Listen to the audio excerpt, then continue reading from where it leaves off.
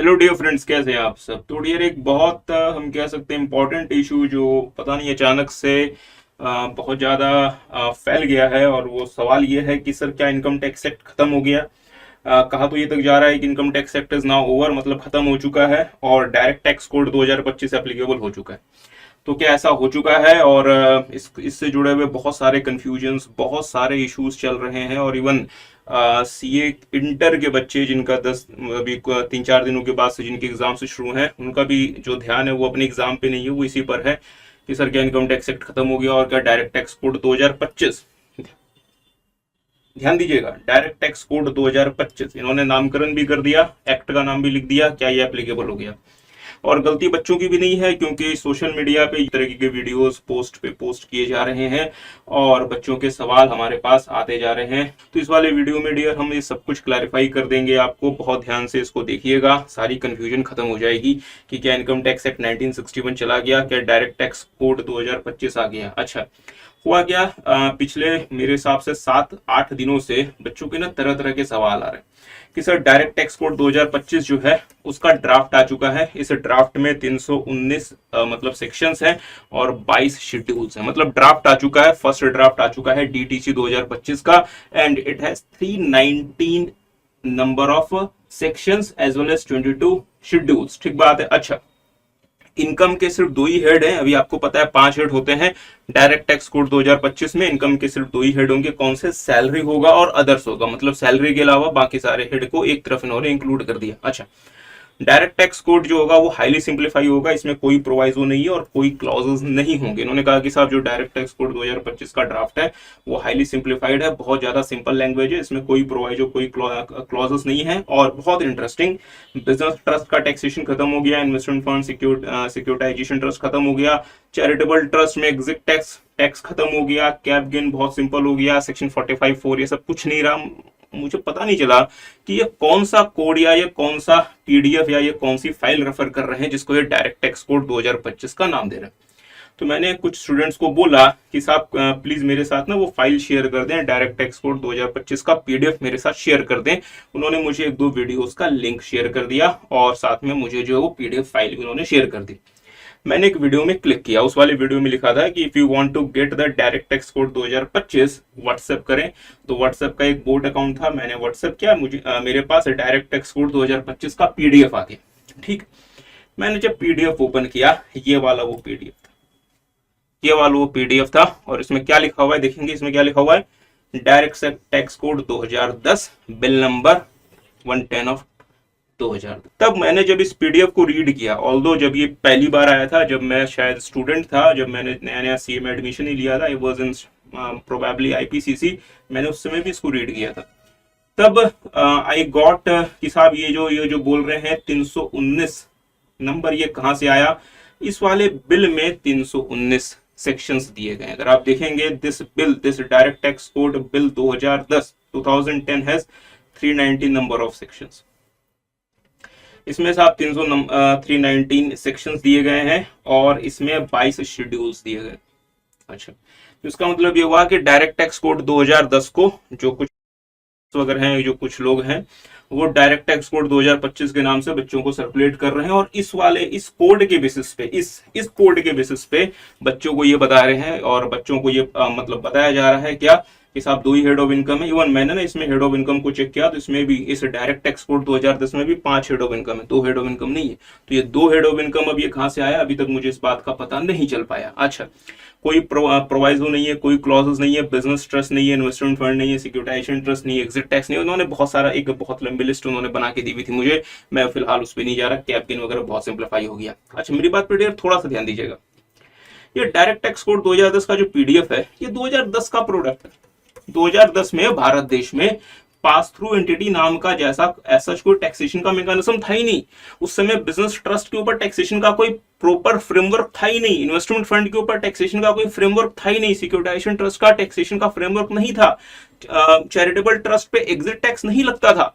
इस तरीके से बहुत सारी और मतलब चीजें जो आज आप देख रहे हैं 2010 में नहीं थी।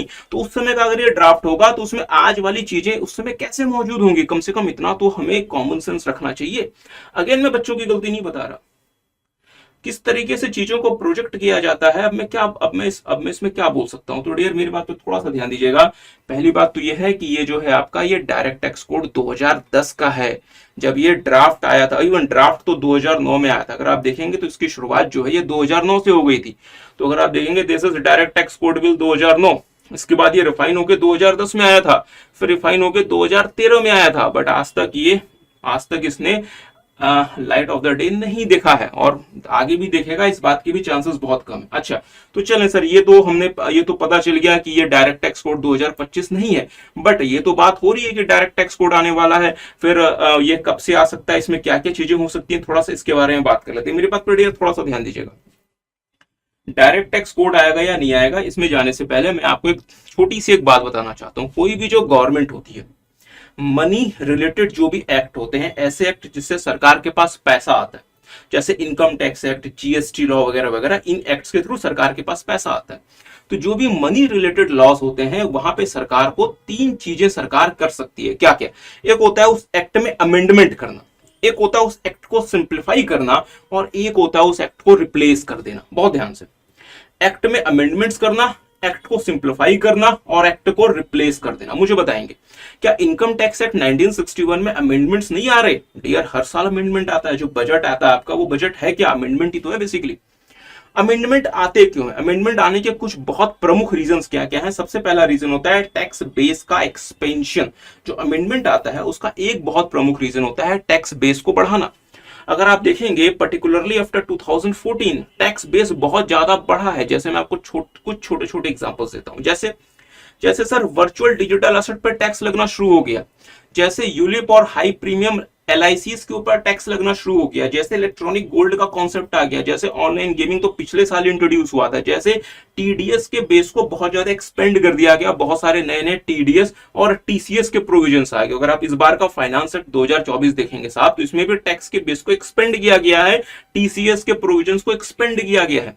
ठीक बात है। तो इनकम टैक्स एक्ट या किसी भी मनी लॉ में साहब जो अमेंडमेंट आनी बहुत इंपॉर्टेंट होती है, और एक अमेंडमेंट आने का रीजन होता है टैक्स बेस का एक्सपेंशन। तो क्या इनकम टैक्स एक्ट में क्या टैक्स बेस का एक्सपेंशन नहीं हो रहा? सर हो रहा है। अच्छा, तो ये तो हो रहा है। अच्छा, दूसरा, लूप होल्स को प्लग करना। आपको पता है डियर, आप चाहे जितना भी बेहतर मनी एक्ट लिख दें, चाहे आप जितना भी बेहतर इनकम टैक्स एक्ट लिख दें, चाहे आप जितना भी बेहतर जीएसटी लॉ लिख दें, 3 से 4 महीने के अंदर बड़े बड़े जो दिमाग बैठे हुए हैं वो उसमें लूप होल खोज लेते हैं। उसमें लूप होल बहुत आसानी से पता चल जाता है। उन लूप होल्स को अमेंडमेंट्स के थ्रू प्लग किया जाता है, और अगर किसी भी लूप होल को प्लग करना होता है डियर, तो वो यूजुअली प्रोवाइजो के थ्रू प्लग होता है। यूजुअली प्रोवाइजो के थ्रू प्लग होता है। क्या मेरी बात समझ पा रहे हैं? तो साहब ये बोलना कि जो नया डायरेक्ट टैक्स कोड होगा उसमें प्रोवाइजोस होगा ही नहीं, उसमें एक्सप्लेनेशन होगा ही नहीं, उसमें क्लॉजेस होंगे नहीं। साहब ये कैसी बातें कर रहे हैं? लूप होल्स वगैरह जो प्लग होते हैं, या अगर लेजिस्लेचर को अपने इंटेंट को क्लैरिफाई करना होता है, वो करता ही एक्सप्लेनेशंस के थ्रू है, करता ही प्रोवाइजोस के थ्रू है, तो उसके बिना तो एक्ट बन ही नहीं सकता। और हाँ, अगर आपने इनिशियली अगर एक्ट बना भी दिया 6, 8, 10 महीने के अंदर अंदर, उसमें मल्टीपल प्रोवाइजोस और एक्सप्लेनेशंस आ जाएंगे, क्योंकि उसके बिना एक्ट आपका चल ही नहीं सकता। Are you guys getting? तो ये बोल देना कि नहीं सर जी प्रोवाइजोस खत्म हो गया, एक्सप्लेनेशन खत्म हो गया, एक्ट का लैंग्वेज बड़ा सिंपल हो गया, साहब ये अजीब सी बातें हैं। चलें, थर्ड अमेंडमेंट आने का रीजन क्या होता है? कोर्ट्स के जजमेंट्स को एग्री करते हुए एक्ट उस हिसाब से अमेंड किया जाता है, और बहुत बार कोर्ट्स के डिसीजंस को डिसएग्री करते हुए एक्सप्रेसली कोर्ट्स के डिसीजंस को डिनाई करते हुए, एक्सप्रेसली कोर्ट्स के फैसलों को डिनाई करते हुए अमेंडमेंट आता है। जैसे मैं आपको छोटा सा एग्जांपल देता हूं। सुप्रीम कोर्ट ने कहा था कि अगर आप बॉन्ड या डिबेंचर्स इशू करते हैं तो उसको भी एक्चुअल पेमेंट ऑफ इंटरेस्ट मान लिया जाएगा सेक्शन 43B के हिसाब से। तो इस बात को सुप्रीम कोर्ट के इस जजमेंट को ओवररूल करने के लिए सेक्शन 43B में कुछ नए एक्सप्लेनेशंस ऐड किए गए। तो उसका पर्पस क्या था? कोर्ट्स के जजमेंट्स को या तो एग्री करना या तो डिसएग्री करते हुए एक्ट को अमेंड करना। तो इसकी वजह से अमेंडमेंट आता है। तो क्या अभी हमारे इनकम टैक्स एक्ट में अमेंडमेंट्स नहीं आ रहे? सर आ रहे हैं। अच्छा, इसके बाद to provide clarity, this is very very very important. Dear friends, मेरी बात पे ध्यान दीजिएगा।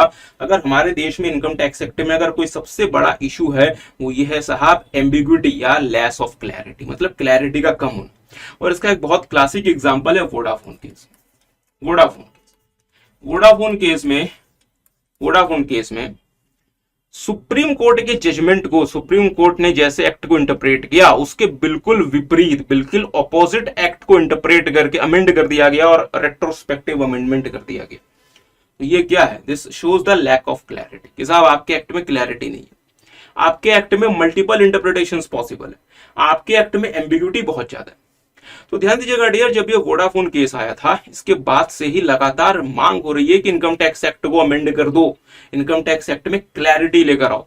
और डियर मैं आपको छोटी सी बात बताता हूं, 2014 से जब ये मोदी सरकार आई है और पर्टिकुलरली जब से फाइनेंस मिनिस्टर बनी है मैडम, आई थिंक ये 2019 में बनी है, तब से हर साल हर बजट में नंबर ऑफ प्रोविजंस ऐड किए जाते हैं जो क्लैरिटी प्रोवाइड करते हैं, जो एम्बिग्यूटी को खत्म करते हैं। जैसे अगर आप इस बार की बात कर लें फाइनेंस एक्ट 2024 में, तो इस वाले बजट में भी मल्टीपल एम्बिग्यूटीज को खत्म किया गया है, मल्टीपल क्लैरिटीज प्रोवाइड की गई हैं। जैसे फॉर एग्जांपल एक बहुत कॉमन कंफ्यूजन होती थी टैक्स पेयर्स के बीच में और मतलब डिपार्टमेंट के बीच में, सर कुछ स्पेसिफिक पेमेंट्स ऐसे होते थे जो 194C के टीसीएस में मतलब टीडीएस में भी आ जाते थे और 194J के टीडीएस में भी आ जाते थे।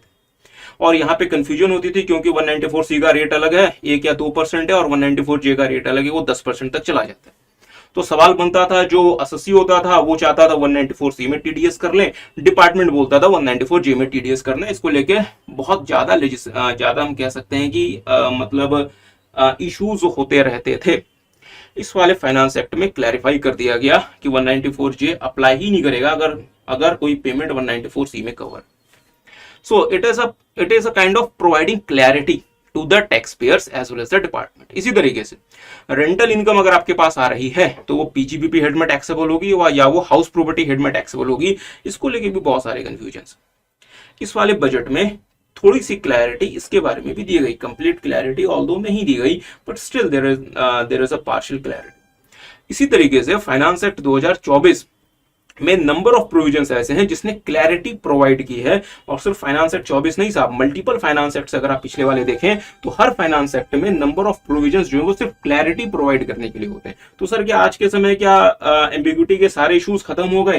क्या ऐसे सारे इश्यूज खत्म हो गए जिसमें क्लैरिटी नहीं है? नहीं डियर, आप चाहे कोई भी नया एक्ट ड्राफ्ट कर दें, आप चाहे बिल्कुल बेहतरीन एक्ट बना दें, 6, 8, 10 महीने के बाद उसमें भी क्लैरिटी के इश्यूज आ जाएंगे और आपको जो है क्लैरिटी प्रोवाइड करनी पड़े। दूसरा रीजन क्या होता है, या फिर सेकंड, गवर्नमेंट को क्या करना चाहिए, किसी भी मनी एक्ट को लेके उसको सिंप्लीफाई करना चाहिए।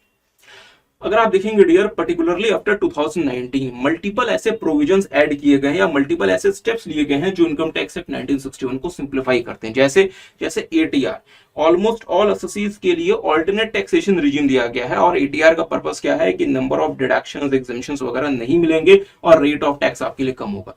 और फाइनेंस मिनिस्टर खुद कहती हैं कि ज्यादातर एसएससी नए जो है वो रिजीम को ऑप्ट कर रहे हैं। इसका मतलब सिंप्लीफाई एक्ट को किया जा रहा है, act is getting simplified with each passing budget. और दूसरा, सिंप्लीफिकेशन के लिए इन्होंने बहुत बड़ा जो स्टेप क्या लिया हुआ है साहब, वो है फेसलेस स्कीम का। जैसे अपील के लिए फेसलेस मैकेनिज्म आ गया, पेनल्टी के लिए आ गया, असेसमेंट के लिए आ गया, रिवीजन के लिए आ गया, इवन जो भी छोटी मोटी और चीजें रहती हैं, इवन अगर एसएससी से कोई इन्फॉर्मेशन कलेक्ट करना है उसका भी फेसलेस मैकेनिज्म आ गया। तो ये सारी चीजें क्या है साहब, एक्ट को सिंप्लीफाई करना। अच्छा, तो सर फिर बात तो रिप्लेस करने की हो रही है ना, बात तो हो रही है इनकम टैक्स एक्ट को खत्म करके जो है वो डायरेक्ट टैक्स कोड ले आओ। अच्छा, सवाल बनता है ये बात कही किसने कि इनकम टैक्स एक्ट खत्म हो रहा है? कहां से आखिर ये मतलब स्टार्टिंग कहां से हुआ? From where it has all begun, कहां से शुरू? तो सर जी, इसके पीछे जो मुझे जो सोर्स थोड़ा बहुत पता है वो है साहब कि वित्त मंत्री का, फाइनेंस मतलब मिनिस्टर का बजट को प्रेजेंट करते समय दिया जाने वाला एक स्टेटमेंट। उन्होंने क्या कहा था, ध्यान दीजिएगा, मेरे पास वो स्टेटमेंट है। क्या उन्होंने ये कहा था कि हम इनकम टैक्स एक्ट बदल रहे? ध्यान दीजिए उन्होंने क्या कहा। वित्त मंत्री ने बजट में सिर्फ ये कहा था कि हम इनकम टैक्स एक्ट का कॉम्प्रिहेंसिव रिव्यू कर रहे हैं ताकि एक्ट को कंसाइज बनाया जा सके और लूसिड बनाया जा सके। ये 23 जुलाई की बात है। अच्छा, तो सर हो सकता है 23 जुलाई के बाद बोल दिया हो। अच्छा, तो चलो उसकी भी बात कर लेते हैं। 23 जुलाई के बाद, 23 जुलाई के बाद फाइनेंस मिनिस्टर का जो स्टेटमेंट आया था वो 21 अगस्त 2024 का आया। ध्यान दीजिए इसमें उन्होंने क्या कहा, मैं थोड़ी सी बात आपके साथ कर लेता हूँ, देखेंगे आगे पढ़ेंगे। She also reiterated the government's objective to simplify tax, enhance taxpayer services and reduce litigations. ये बात इन्होंने यहां भी बोली, क्या within 6 month we have the tax code. ध्यान दीजिएगा, अब यहां से नाम आया टैक्स कोड, पर आगे पढ़ेंगे और द इनकम टैक्स, मतलब या तो डायरेक्ट टैक्स कोड भी हो सकता है या इनकम टैक्स एक्ट 1961 जो है यही कंटिन्यू करेगा। आगे देखें इन्होंने क्या बोला हुआ है, at least some part of it very clearly written in simple easy to understand language। मतलब मुद्दे वाली बात, क्रक्स क्या है इस वीडियो का कि वित्त मंत्री ये बोल रहे हैं कि हम कोई ऐसी जरूरत या कोई ऐसा हमारे लिए नीड नहीं है कि हम इनकम टैक्स एक्ट 1961 को रिप्लेस करें। और डियर बीइंग वेरी फ्रैंक, 2014 के पहले ये बहुत ज्यादा पॉसिबिलिटी थी कि इनकम टैक्स एक्ट रिप्लेस हो जाए। 2014 के बाद इनकम टैक्स एक्ट 1961 को रिप्लेस करके, कंप्लीटली रिप्लेस करके एक बिल्कुल नया कोड लेकर आने की प्रोबेबिलिटी बहुत कम इसलिए हो गई क्योंकि उस नए कोड में जो जो चीजें थी वो इन्होंने इनकम टैक्स एक्ट में ही बजट के थ्रू अमेंडमेंट के फॉर्म में डाल दी, जैसे एटीआर, जैसे फेसलेस स्कीम्स और जैसे बहुत सारे न्यूमरस अमेंडमेंट्स। तो इसका मतलब ये हुआ कि आज से 15-20 साल पहले जो अर्जेंसी थी इनकम टैक्स एक्ट को रिप्लेस कर देने की वो अब नहीं बची। इसलिए अगर आप वित्त मंत्री की बात को सुनेंगे तो उन्होंने कहा है कि हम चाहते हैं कि अगर कोई डायरेक्ट टैक्स कोड आ जाए तो इट इज गुड, बट अगर नहीं भी आया तो इनकम टैक्स इट गुड, मतलब जो इनकम टैक्स एक्ट जो कंटिन्यू कर रहा है it is okay, we are okay with this. But हाँ, जो इनकम टैक्स एक्ट कंटिन्यू कर रहा है हम चाहते हैं कि इसके कुछ पार्ट्स को, इन्होंने पूरे इनकम टैक्स एक्ट को रीड्राफ्ट करने के लिए नहीं कहा, इसके कुछ पार्ट्स को सर जी क्लियरली लिख दो ताकि जो लिटिगेशंस होते हैं वो खत्म हो जाएं। और मैं बहुत सारे ऐसे एरियाज लिस्ट आउट कर सकता हूं जिसको सिंप्लीफाई करने की जरूरत है, जिसकी वजह से लिटिगेशंस होते हैं। अच्छा, क्या मेरी बात समझ पाए? जैसे for example non resident taxation का को रीड्राफ्ट करना पड़ सकता है, जैसे सेक्शन 9 जो है आपका, जो एनआर के लिए जो है उसको रीड्राफ्ट करना पड़ सकता है, उसको आपको DTAA के लैंग्वेज के साथ अलाइन करना पड़ सकता है क्योंकि वहां पे बहुत सारे कंफ्यूजन आते हैं। इस तरीके से कुछ छोटे मोटे एरियाज हैं जहां पे अर्जेंसी है उनको रीड्राफ्ट करने की, उसको रीराइट करने की। तो मुझे क्या लगता है, व्हाट आई थिंक, मतलब मुझे क्या लगता है, मुझे लगता है कि आने वाले बजट में कुछ और अमेंडमेंट्स एक्सपेक्टेड हैं जो इनकम टैक्स एक्ट में होंगी, और हो सकता है कि इनकम टैक्स एक्ट के कुछ मतलब सेक्शंस वगैरह को मर्ज किया जाए ताकि नंबर ऑफ सेक्शंस भी कम हो। और अगर लेट से कोई नया डायरेक्ट टैक्स कोड सरकार प्लान करती ही है, जिसके अभी तो चांसेस बहुत कम है, तो वो भी साहब इनकम टैक्स एक्ट जैसा ही होगा, वो बहुत ज्यादा उसमें कोई फंडामेंटल डिफरेंस नहीं आएगा। अच्छा, मुद्दे वाली बात है कि अब बच्चों को क्या करना चाहिए। एक तो साहब आप बेवजह का सोशल मीडिया पे अपना टाइम स्पेंड ना किया करें, it is killing your time, ये आपके टाइम को किल कर रहा है, ये आपको कहीं से भी कोई बेनिफिट नहीं दे रहा। अच्छा, जिन बच्चों की एग्जाम्स हैं मई 25 या नवंबर 25, उनके लिए फाइनेंस एक्ट 2024 अप्लाई करेगा, वो ऑलरेडी बजट आ चुका है, वो एक्ट पास हो चुका है। अच्छा, जिन बच्चों की एग्जाम्स हैं मई 26 और नवंबर 26, अच्छा ये तो मई 26 ही की बात कर, अच्छा मई 26 और नवंबर 26, उनके लिए फाइनेंस एक्ट 2025 अप्लाई करेगा। और इन्होंने कहा है कि 6 महीने के अंदर अंदर जो इनकम टैक्स एक्ट का जो रिव्यू होना है, नया टैक्स की, ये नए कोड की बात नहीं कर रहे, इनकम टैक्स एक्ट के कॉम्प्रिहेंसिव रिव्यू के बाद इसमें ही अमेंडमेंट्स आती हैं या कोई नया एक्ट ही ऑल टुगेदर आता है, ये देखने वाली बात है। बट कोई नया एक्ट ऑल टुगेदर आएगा डेट इज वेरी अनलाइकली, क्योंकि साहब आप कोई भी नया एक्ट लेकर आ जाए उसमें हर साल आपको चेंजेस करने पड़ेंगे according to the changing circumstances. और जो इनकम टैक्स एक्ट 1961 है वो इतने सालों में वो स्टैब्लिश हो चुका है, बहुत सारी चीजें जो हैं वो जुडिशियल प्रोनाउंसमेंट से सेटल हो चुकी हैं। तो इसको सरकार पूरी तरीके से बदल के कोई कुछ बिल्कुल ही नया लेकर आएगी, आई डोंट थिंक सो, मुझे ऐसा नहीं लगता। It is highly unlikely from my point of view, मतलब मुझे ऐसा बिल्कुल नहीं लगता कि सरकार जो है वो पूरे के पूरे स्टैब्लिश्ड मैकेनिज्म को, इतने सारे प्रोनाउंसमेंट्स को जिन्होंने बहुत सारी चीजें सेटल कर दी हैं, उसको ओवर रूल करके खत्म करके कुछ बिल्कुल ही नया ड्राफ्ट करने वाली है। That is very unlikely from my point of view, but हाँ कुछ भी हो सकता है, बट मुझे ऐसा नहीं लगता। तो जहां तक सवाल है मई 26 और नवंबर 26 की एग्जाम्स का, आपका फाइनेंस एक्ट 25 अप्लाई करेगा, और फाइनेंस एक्ट 25 में जो अमेंडमेंट्स आती हैं बजट 2025 में वो तो आएंगी ही आएंगी, इसके अलावा कुछ नहीं है। तो इसका मतलब ये हुआ कि फाइनेंस एक्ट 25 में भी डायरेक्ट टैक्स कोड जैसा तो कुछ नहीं है। क्या मई 27 और नवंबर 27 से डायरेक्ट टैक्स कोड आ सकता है? इसके बारे में डियर हमें देखना पड़ेगा कि जो पहला जो कंसल्टेशन पेपर आता है उसके बारे में क्या क्या चीजें हैं। बट जिन बच्चों के एग्जाम मई 25 नवंबर 25 और मई 26 नवंबर 26 में है, उनको बिल्कुल टेंशन लेने की जरूरत नहीं है, अपनी पढ़ाई करते रहें।